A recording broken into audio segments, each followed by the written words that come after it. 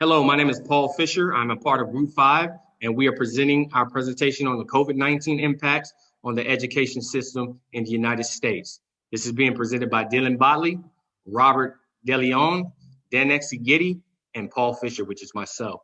A little background on COVID is that the first case was identified in November 2019. February 2020, 48 states had ordered closure of schools and began remote learning. In March 2020, the World Health Organization declared COVID-19 to be a worldwide pandemic. COVID-19 negatively impacted the school system and makes it difficult for students in the system as funding is depleting. Students K through 12, as well as secondary education students, are impacted while trying to find resources to still excel in classes. Low-income students are all affected for lack of technological resources for them to use and to complete their schoolwork. These have led to new spending within the districts to ensure that schools are safe when they go back to face-to-face, and students have the resources they need for virtual learning. The key points that we will be going over is the rise of COVID in schools, K through 12 COVID impacts, secondary education COVID impacts, the effects of low-income students, new spending in school districts, and the solutions the government and state have given to school districts. The problems that states are finding are the rising cases in school. Larger districts have larger cases because of the population and the proximity of living. More students are entering back into the face-to-face instructions for the schools in the year 2020 to 21. Most districts do not test for COVID-19 even when reported. This goes for students as well as staff. Most students are asymptomatic, which means that they're spreading it and they don't even know. So more cases are going undetected. Social distancing is not monitored, nor is it reinforced, as well as the wearing a mask, whether it be in school or whether it be in the community. So that is a problem.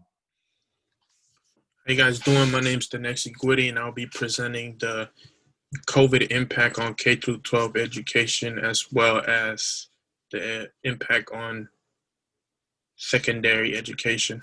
So for the K through 12 education, increased virtual learning opportunities, meaning that the students are at home studying, joining classes, doing the meetings.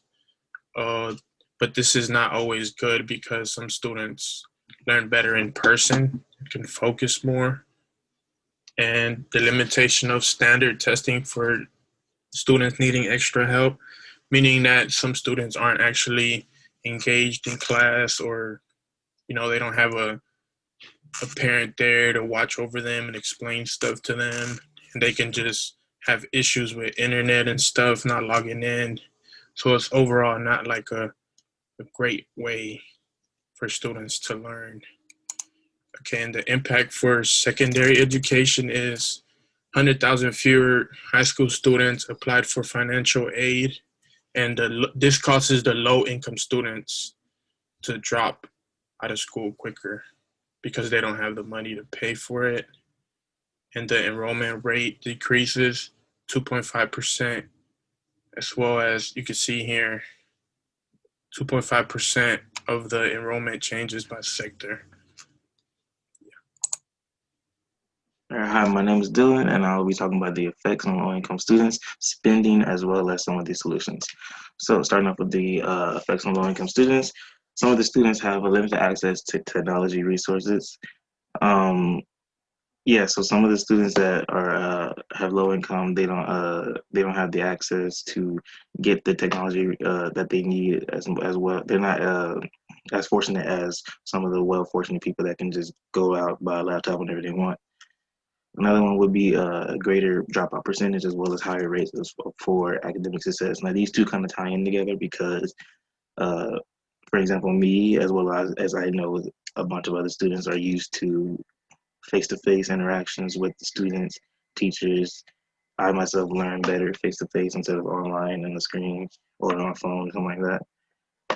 simple stuff such as this presentation that we're doing right now.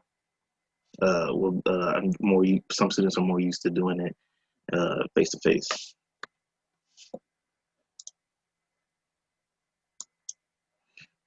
So some of the new spending since the beginning of COVID would be that an increase of IT staff and support. Obviously, pros and cons to every situation, right? Big con to the situation would be technology. Technology is not always reliable. Even right now, as I'm doing this presentation, something happened to my computer, and then I had to start everything over again. Another one would be new technology given to students as well as teachers. One being Zoom. Obviously, I know Zoom is old, it's been there before. Some, as it says, new technology. Some people don't know how to work technology as well as others. So I've had some students tell me they're not used to Zoom, they had to get used to it. Some teachers don't know how to do stuff, certain stuff. They ask for students to help them out, stuff like that. Another one would be updates to systems to accommodate larger virtual classes, protective equipment installed in classrooms, and disinfecting and cleaning services. Now, these last two kind of tie into what we hope on getting back to quote unquote regular school back in 2021, next semester, spring semester, or whenever it happens. Now, whenever this does happen, we will need obviously more janitors, more disinfecting and cleaning services, because we don't want to risk exposure to the COVID-19. So some of the solutions that we came up with were CARES Act, Emergency Relief, Education Stabilization Fund for the students that aren't as well fortunate off as the most as some other students that have the resources they need on a spot like that. Another one would be Elementary and Secondary Education Act, AFT Foundation, and Alliance for Education Fund. So a quick little summary, just to sum up the presentation, would be that school education has suffered due to a rise of COVID and has put their education system in a bind as it continues to figure out how to keep the systems afloat. Now, obviously, whenever this whole COVID hit, nobody knew what it was. Nobody was prepared. Minor stuff started closing down slowly.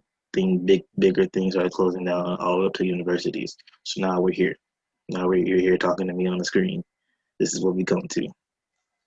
So, as well as funding has made a change to accommodate the rise of cases in the U.S. While there are several funding and grant options, the school systems can take advantage. There's always complications. There's always going to be, like I said, pros and cons to every little situation. So in conclusion, some of the key factors that you can take away from this presentation is that obviously if you watch the news, cases continue to rise in the US, and then at the rate that we're going to be here for a while. We're probably going to be on the screen next semester probably because people need to quarantine instead of going out every day and stuff like that. Since the beginning of COVID, there has been a need for funding for the U.S. educational system, obviously. Federal and state funding has been created to cushion COVID impact. Students such as primary and secondary funding. Primary and secondary have funding created to help combat effects, and low-income students have difficulty in virtual classes due to the lack of resources, which we talked about before. So again, thank you for your time, and I hope that this presentation has brought some key factors and knowledge that you can take away that you did not know before joining us in this presentation. Again, thank you.